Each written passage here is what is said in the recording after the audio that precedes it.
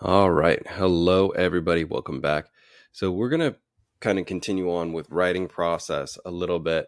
And we're going to return to kind of the how and the why. So some of this returns to things we've talked about in the past. And so just kind of to keep it present in our mind, this idea that bad writing costs businesses money. And of course, if it costs businesses money, it costs everybody something, right? So according to the Daily Beast, fuzzy, terrible writing we slog through every day at work costs American businesses nearly $400 billion every year. And as maybe we've talked about in previous video lectures, businesses are spending something in the neighborhood of $4 million every year to retrain people how to write. So again, it's to think about the importance of being able to communicate clearly and effectively. The cost of bad writing, according to gingersoftware.com, of 547 business persons surveyed, 81% agreed that poorly written content wastes a lot of their time. In turn, the time spent to work out the true meaning of a badly written message means additional expenses, unfinished or incomplete work, missed due dates, and additional costs that are mostly avoidable. And so the question becomes then, how do we avoid that poorly written content? And I would say it begins with writing process, with thinking about, what am I doing here? What am I trying to write? Who am I trying to write for? And how can I best write for that person? So one more sort of example here. So this is from our text from Business Writing for Communication. Effective business writing is a highly valued skill, and regardless of the degree to which writing will be a significant aspect of your designated job duties, your ability to do it well will be a boost to your career. So again, we see this everywhere. Again, everybody I've talked to who is a professional in their field has explained or reiterated the fact that clear writing is essential. And it's one thing to just say we need to have the writing skills. The other thing is to say, how do we get those writing skills? So that, again, this loops back to some things we talked about in week 2 and week 3. So when we look at the other reading for the week, so from Harvard Business, they had this sort of 8 S's. So they said, keep it simple. Whoa. Okay, so keep it simple. So number 1, we're not trying to reinvent the wheel. We're not trying to do anything super complicated. We're just trying to keep it very simple and efficient and effective. And that goes for emails, that goes for cover letters, that goes for resumes, that goes for absolutely everything.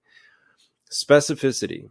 So specifics awaken a swath of brain circuits. So again, the more specific we can be, the better. And I think in the Harvard Business Review article, they use the difference of bird versus pelican. Again, a specific bird. Surprise. Don't write what your reader already knows. We don't like listening to people tell us things that we already know, especially if it's a long-winded explanation.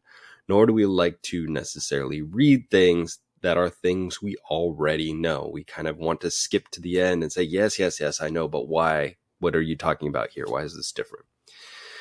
Stirring language. So they say, consider injecting words that package feeling and thought together. It's kind of a fine line in an email, cover letter, resume, whatever we're working on, that we want to be careful. We don't want to go too far in that direction of feeling and emotion.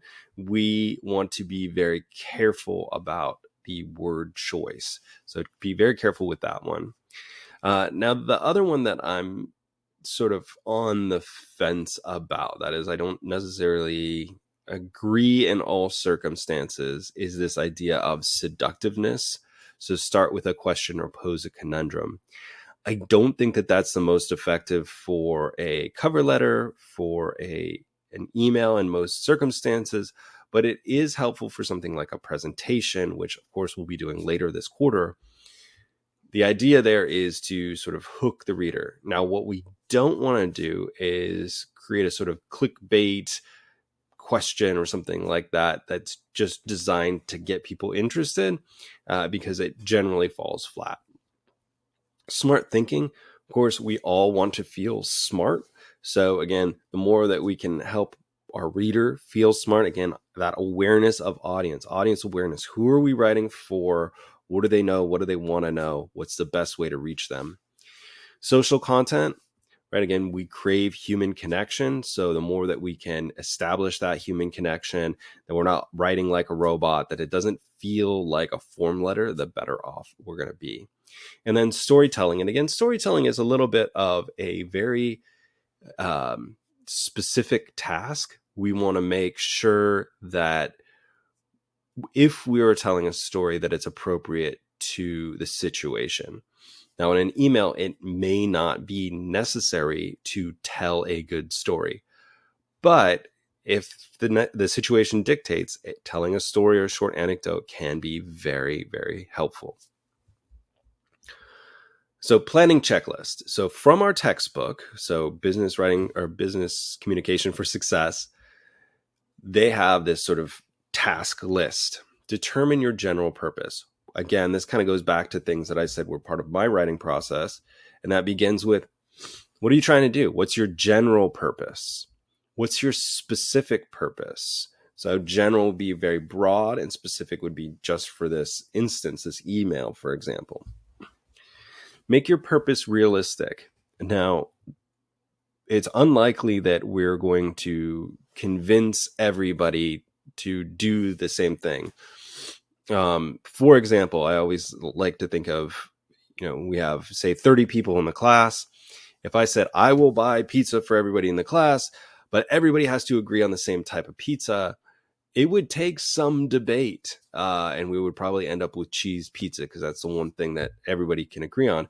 But then if we have vegans or people who are lactose intolerant or allergic to dairy, then that changes too, right? So again, we have to be very realistic about what we can actually accomplish. Make sure your timing is appropriate. Now, we've talked about this, I think, in the past in terms of what time of day are we sending that email. It's probably best not to send it in the middle of the night, but also to make sure that if it is something that is happening in the very near future, that we're planning that appropriately. An example of that is if we don't have, we're launching a product and it's not happening for weeks and weeks and weeks and weeks, we may not have a lot of pressure on somebody to do something right now. So make sure that things are aligned with the appropriateness of the timing. Make sure any sources you use are credible. Who are you citing? Who are you referencing? And that may be a colleague, that may be a friend, but that may be a study. We want to make sure that it's not just a blog or something like that. Make sure the message reflects positively on your business. Now, even though an email might be within our business and it might feel like, well, this is just in the confines of my business, we have to realize that increasingly those emails can go out to the public and it can reflect very poorly on a business. Anything you put in writing, you should be willing to stand behind and be willing to explain. And this is where people go awry with sort of social media messages and things like that, because they're not thinking about that is not necessarily a private message that may be exposed or may leak out to a broader audience. Determine your audience size, composition, and knowledge. Again, we'll probably all get tired of me saying audience awareness, audience awareness, audience awareness. But the bigger the audience is, the more we have to adjust for differing levels of knowledge. Additionally, composition. Am I writing to a group of board members, of executives, or am I writing to a bunch of clients? And that's going to change the way I approach a writing task. If the audience is composed or made up of CEOs and workers and clients, now I have to keep that in mind too. Anticipate probable responses. Again, if you're in the shoes of an audience member, what might they say in response? And so one sort of thing I like to do is to think about, okay, if I'm the recipient of this email, What am I thinking? What am I bringing to the table? And that ability to sort of shift perspectives is going to be very, very helpful in the long run. Select the correct channel. So again, is that an email? Is that a phone call? Is that a message in Teams or whatever? What's the best way to do that? Maybe it's going to see that person in person. That's redundant, but go to that person in their office, and then make sure any information is accurate. Now, that may seem obvious, but I don't know how many times I've gotten emails that have the wrong date, the wrong location, maybe just a slight error, and it happens across the board. And I think it's not necessarily people not being intelligent. It's just trying to get an email out quickly and not really thinking about all of the details and how that reflects poorly on somebody. If you keep getting emails from somebody and they keep making mistakes, then we start to lose confidence in them.